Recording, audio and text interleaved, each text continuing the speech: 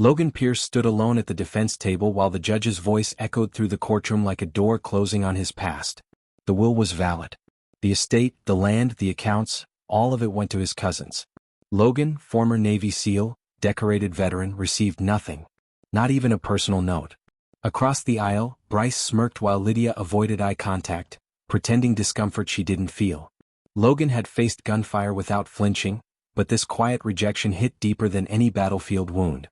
Family was supposed to be different. He left without a word. Outside, cold wind cut through the courthouse steps. Snow drifted sideways under a gray sky. Waiting near the truck was Atlas, his German Shepherd K9 partner. The dog stood the moment he saw Logan, ears forward, sensing the weight in his handler's silence. "Hey buddy," Logan muttered, resting a hand on Atlas's head. "Guess it's just us." "Mr. Pierce?" Logan turned. A woman in a wool coat hurried toward him, holding a leather folder against her chest. "My name is Rebecca Langford. I'm an attorney. I was asked to deliver something to you today." She handed him an envelope sealed with dark red wax. The handwriting on the front stopped his breath. "Logan Pierce. It's from your aunt, Eleanor Whitford," Rebecca said gently. "She passed last month." Logan frowned. "I met her once. Years ago. She made very specific instructions. This was to be given only after today's hearing." He opened it with numb fingers. "My dear Logan, if you're reading this, then the family chose money over blood again. I know that pain. That's why I'm leaving you my home at Timber Ridge, the house, the land, everything inside. Trust Atlas. He'll know where to look." A brass key slipped from the envelope into Logan's palm. "A house?" he asked quietly. Rebecca nodded. 400 acres. A mansion. It's legally yours." Logan looked at Atlas, who stared back, tail low but steady. "Road trip, partner?" he whispered. Atlas gave a single sharp bark. For the first time that day, Logan felt something other than loss. He felt purpose. The vault door resisted at first, frozen by decades of silence. Logan braced his boots against the concrete and pulled harder. With a grinding groan, the steel swung inward, releasing a breath of cold, stale air. Lights flickered on overhead. Logan stepped inside and stopped breathing. Shelves lined the walls from floor to ceiling, stacked with metal cases, document boxes, and velvet trays. Gold coins gleamed under fluorescent light.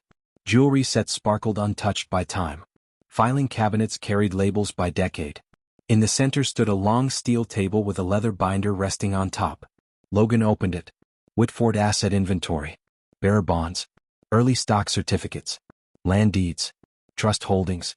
At the bottom of the page, a final number stared back at him. $265 million. $265 million, he whispered. Atlas gave a soft whine, pressing against his leg as if sensing the weight of the moment. Beneath the binder lay a final letter. "Logan, this wealth was never meant to make someone powerful. It was meant to protect something good. Our family lost its way chasing control. I built this so one day someone with a strong heart could use it differently. I chose you." Logan swallowed hard and continued. "Atlas was not a coincidence. Years ago, I funded a veteran support program that paired returning soldiers with specially trained K9s. I requested that he be placed with you. You both needed each other." Logan knelt, wrapping an arm around Atlas's neck.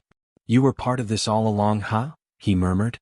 Atlas leaned into him, steady and warm. Upstairs, wind rattled the old mansion windows, but down here, in the heart of Eleanor's secret, everything felt still. This wasn't just an inheritance.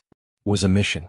Months later, the mansion's doors reopened as the Timber Ridge Veteran Sanctuary, a place for wounded soldiers, therapy dogs, and second chances.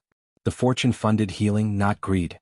On opening day, Logan stood on the steps with Atlas beside him, watching veterans walk through the gates.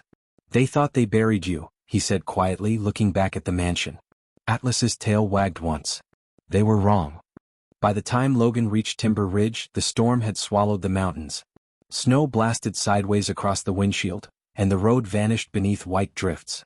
Atlas sat upright in the passenger seat, alert, watching the darkness like he was back on patrol. The wrought iron gate appeared at the last second. Beyond it, the mansion rose from the storm like a forgotten fortress. 3 stories of stone and shadow, windows dark, rooflines buried in snow. Logan killed the engine and silence fell except for the wind. "Guess this is home," he murmured. Inside the air was frozen and still. Dust lay thick across marble floors. Chandeliers hung like ghostly icicles. Atlas moved ahead cautiously, Nose low, paws silent. Halfway across the grand hall, Atlas stopped. He growled. Logan followed the beam of his flashlight downward and saw it. Fresh footprints in the dust that weren't his. "Someone's been here," he whispered. Atlas tracked the scent to the east wing, then up the grand staircase.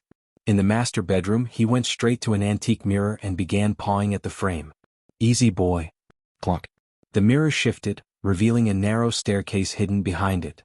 Logan's pulse sharpened. Good find. They climbed. At the top was an old art studio filled with canvases, landscapes, mountains, and one painting that froze Logan in place. A soldier stood beside a German shepherd. The dog looked exactly like Atlas. The painting was dated 20 years ago. "That's impossible," Logan breathed. Atlas nudged a wardrobe in the corner. Metal scraped behind it. Another hidden door. Behind it waited reinforced steel and a combination lock. Carved above the dial were 4 numbers scratched into the metal. 1943, 77, 02, 19. Logan turned the dial slowly. Each click echoed like a heartbeat. The lock released with a heavy thunk. Cold air spilled out as the door creaked open, revealing a concrete passage leading downward. Atlas stepped forward first, tail stiff, ready. Logan followed into the darkness, flashlight shaking slightly in his grip. At the end of the passage stood a vault door the size of a bank safe. And this time he knew. Whatever Eleanor had hidden was never meant to be found by the rest of the family.